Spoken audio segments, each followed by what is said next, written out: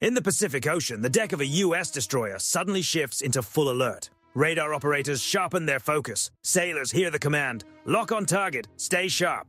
The reason is immediate. A Chinese Type 815A surveillance vessel has moved dangerously close to the U.S. fleet formation, apparently believing it can gather intelligence, monitor emissions, and slip away unnoticed. Its mission is clear: collect electronic signatures and build a picture of how to respond in a future confrontation. But what Beijing does not expect is that within moments, the U.S. Navy is already answering with a powerful electronic response that will catch the Chinese side completely off guard. Right near Guam, a serious message is about to be delivered. The Pacific is no longer some distant, quiet stretch of water. Today, it feels more like a crowded intersection at peak hour, and the United States is not operating there alone. Japan, Australia, India, and the Philippines are all part of a growing and deeply connected security network. At the center of that network stands Guam, functioning like a control tower for military movement and coordination across the region. Now consider the Type 815A, a highly specialized intelligence-gathering ship. It is built to intercept, collect, and analyze signals. In simple terms, it listens more than it fights. Its equipment allows it to monitor a huge area while keeping its distance. That is its biggest advantage. But it also has a serious limitation. It depends heavily on the other side continuing to transmit. If those signals disappear, its effectiveness drops fast, and that is exactly the gap the United States knows how to use. Inside the Combat Information Center aboard the USS George Washington, an officer activates MCON. In an instant, emission indicators across the screen change. Radar goes quiet. Communications fall silent. The fleet enters electronic darkness. This is one of the U.S. Navy's most effective tactics, turning a massive force into something that becomes extremely difficult to detect. So how can an enormous warship seem to vanish? To understand that, you have to look at the George Washington itself. The carrier is powered by two A4W nuclear reactors, each one essentially a compact power station. Unlike conventional engine systems, this setup allows the ship to operate with far less detectable mechanical signature at distance. It can go for years without refueling and maintain speeds above 30 knots with remarkable consistency. That matters because when the U.S. cuts radar emissions, reduces communications, and limits every detectable output, the ship is already far harder to track than many people imagine. With no obvious signal, very little noise, and no unnecessary radio traffic, it blends into the environment with surprising effectiveness. The U.S. also knows how to make the most of the environment itself. Near Guam that morning, conditions were already working in America's favor. Low cloud cover weakened visual observation. Heavy humidity interfered with infrared detection. A mild thermal inversion distorted surface radar behavior, sometimes making large vessels look smaller than they really were. Even the sea state helped by reducing the carrier's wake, one of the details often used by drones and satellites to follow movement across open water. America did not simply switch off its systems. It used timing, geography, weather, and discipline together, turning the fleet into a far more difficult target to read. They shut everything down at exactly the moment when the sky, the sea, and the atmosphere all worked in their favor, turning nature itself into part of the concealment. And the instant MCON was activated, China's backup plan was already underway. From a coastal base, a WZ-7 Soaring Dragon drone lifted off and climbed fast.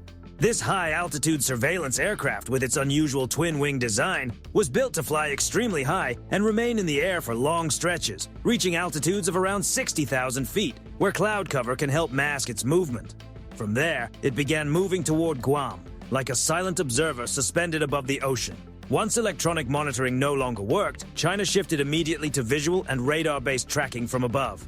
The drone's role was not just to watch, but to apply pressure, forcing the United States to respond, reveal its location, or activate systems it had deliberately kept quiet. Its mission was to locate the hidden American ships, trace their movements, and identify openings for the next step. The WZ-7 brings serious advantages. Operating at roughly 65,000 feet, it can monitor an enormous area, covering hundreds of square kilometers and watching much of the surrounding naval zone from above. From that altitude, many of the usual concealment benefits ships rely on become less effective. It can stay airborne for hours, waiting patiently for even a small mistake. And with synthetic aperture radar, it can build an image through cloud cover and darkness, staying effective even when conditions are poor. In other words, the United States may have gone electronically quiet, but the WZ-7 still had the ability to piece together a picture. That raises an important question. If the U.S. was keeping its own radar silent, who detected the drone? More than 100 kilometers away, a P-3C Orion from the Japan Maritime Self-Defense Force was carrying out a routine patrol. Its APS-134 radar scanned the area and picked up an unusual contact, the Chinese WZ-7 climbing higher and moving into position. The information was immediately passed through the Link 16 network, and within moments, the drone's location appeared on American combat displays. That moment highlighted something China still struggles to match: a trusted allied network that can see alongside you, think alongside you, and help shield your position when it matters most. If the WZ-7 was the watcher hovering outside the gate, then the Japanese P-3C was the neighbor whose security camera covers the whole street and quietly tells you exactly who is there, what they are doing, and where they are heading. The United States had been alerted, while the other side remained unaware it had already been spotted. Realizing something was off, but not fully understanding what, the Type 815A tried another test. It released a small, expendable decoy, apparently hoping to trigger an American radar response.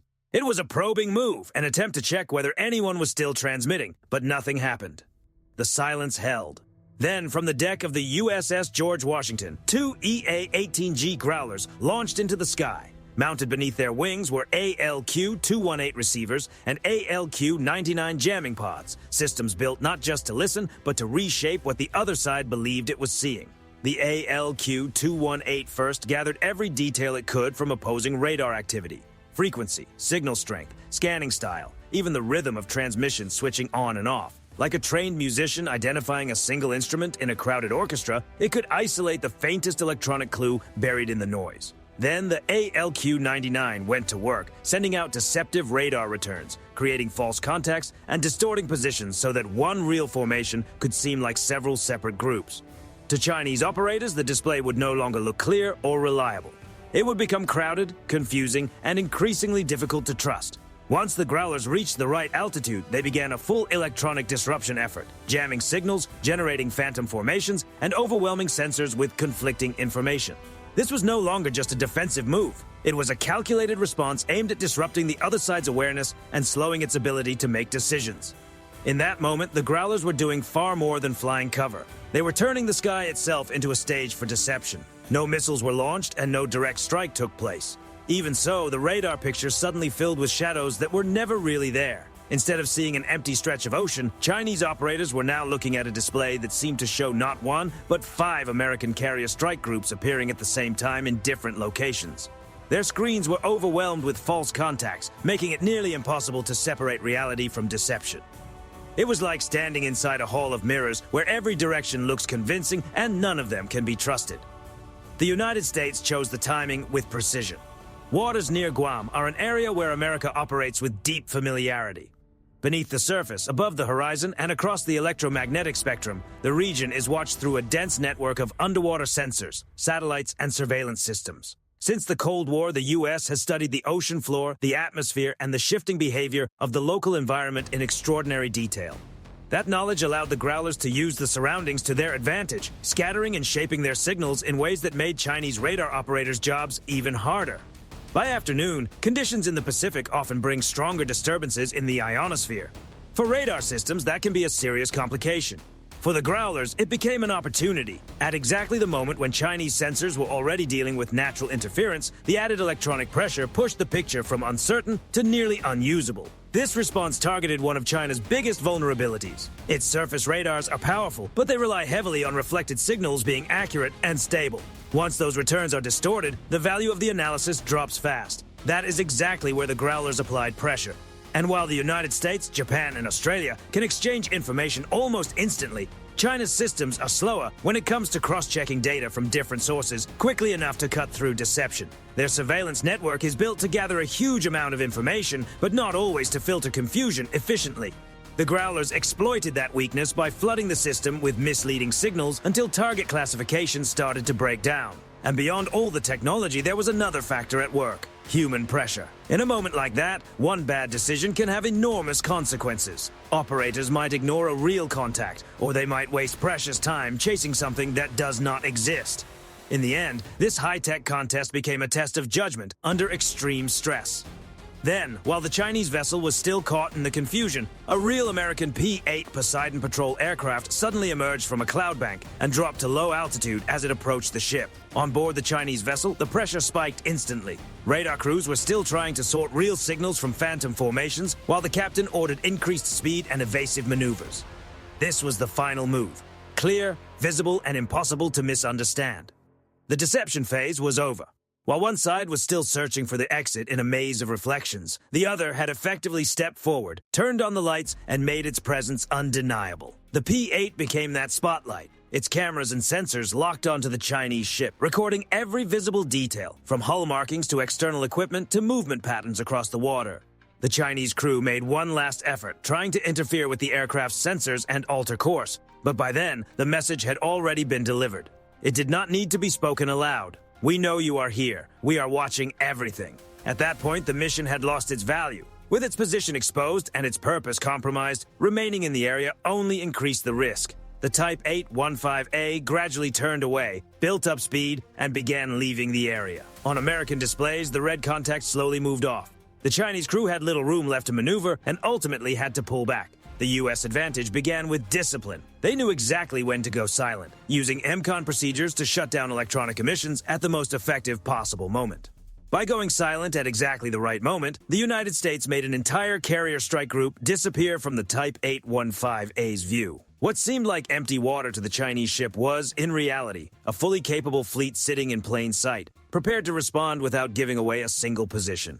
In that moment, silence became a tool as powerful as any conventional weapon. The second advantage was the strength of Allied coordination. Cooperation with Japan turned a single patrol aircraft into an extension of the fleet's vision.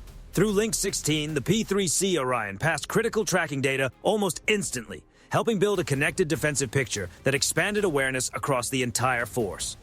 A drone that might have challenged one fleet alone was now being tracked, monitored, and exposed from several directions at once.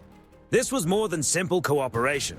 It was a true force multiplier, proving that strong alliances can change the entire balance of a confrontation.